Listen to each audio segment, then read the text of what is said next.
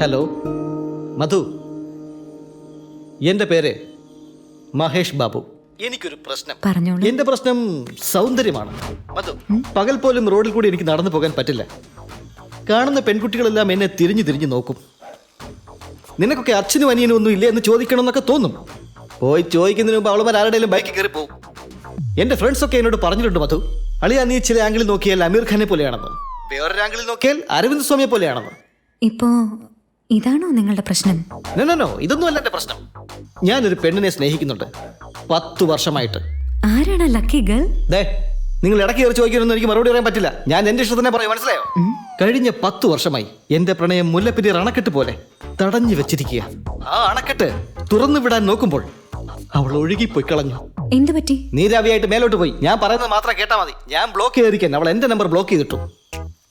പക്ഷേ എൻ്റെ പ്രേമം സത്യമാണ്. എന്നെങ്കിലും ഒരു ദിവസം എൻ്റെ പ്രേമം അവൾ മനസ്സിലാക്കും.